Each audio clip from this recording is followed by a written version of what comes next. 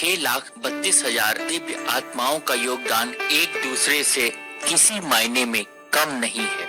माँ भारती के लिए किसी क्रांतिकारी ने अपनी हजारों लाखों रुपए की नौकरी को लात मार दिया तो किसी ने विलासिता भरे जीवन को त्याग कर अलमस्त फकीरी में जीवन व्यतीत किया। कहीं किसी क्रांतिकारी का बच्चा उसकी पत्नी के पेट में पल रहा था और वो दूसरी तरफ फंदे पर झूल रहा था, तो किसी की अपने भाई का इंतजार करती ही रह गई और भाई कभी लौट कर नहीं आया।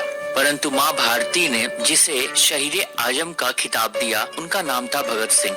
भगत सिंह का जन्म 28 सितंबर 1908 को लयालपुर में भगत सिंह या भागो वाला रखा गया, क्योंकि इनके पैदा होते ही इनके चाचा और कई सारे क्रांतिकारियों को जेल से छोड़ दिया गया था।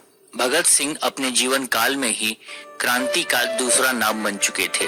कहने का सीधा सा मतलब यही है कि अगर आप सन 1925 से सन 1931 के भारत में होते तो क्रांति के रूप में जो चेहरा सबसे पहले आपके हृदय पटल पे अपनी छाप छोड़ता वो था 5 फुट 10 इंच का जट सिख भगत सिंह का। ये बात इतनी गहरी है और इतनी बड़ी है कि जिसका अंदाजा हम शायद अभी बैठकर नहीं कर सकते।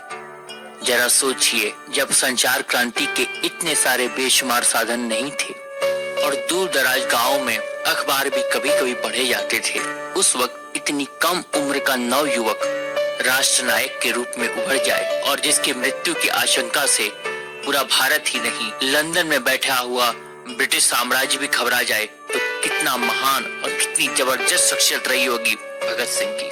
वैसे तो भगत सिंह की संपूर्ण जीवन लीला ही उनके आविर्भाव से तिरोधान तक ग्रहण करने योग्य है, अनुकरण करने योग्य है। साल 1931 मार्च का महीना। लाहौर षड्यंत्र केस में भगत सिंह, राजगुरु और सुखदेव को 2 साल पहले ही फांसी की सजा सुनाई जा चुकी थी। भगत सिंह की फांसी की तारीख वैसे तो 24 मार्च मुकर्रर हुई थी, परंतु अंग्रेजों को इस बात का भय सता रहा था, अगर भगत सिंह की लाश जनता को सौंपी जाएगी तो पूरे देश में बगावत हो सकती है। इसकी सूचना LIU अर्थात लोकल इंटेलिजेंस यूनिट से ब्रिटेन में लगातार मिल रही थी। भगत सिंह की शख्सियत और भगत सिंह के न रहने पर पूरे देश में जनता एक साथ कितना बड़ा उपद्रव कर सकती है और शायद 1857 को दोहराया जा सकता था, इस बात का अंदेशा ब्रिटेन में बैठे हुए ब्रिटिश सरकार के आला मंत्रियों और अधिकारियों को था। इसलिए उन्होंने ये फैसला किया कि भगत सिंह को फांसी 24 मार्च सुबह 6 बजे के बजाय 12 घंटे पहले ही दे दी जाए।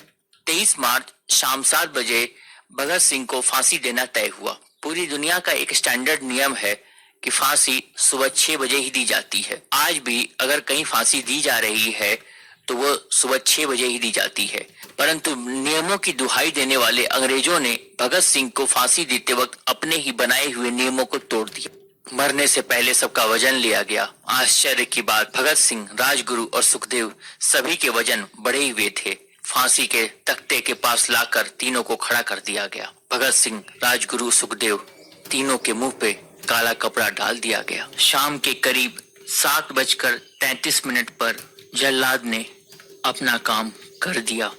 अब शब्दों में ये सामर्थ्य नहीं कि कुछ कहा जा सके, मौन ही श्रेयस्कर है।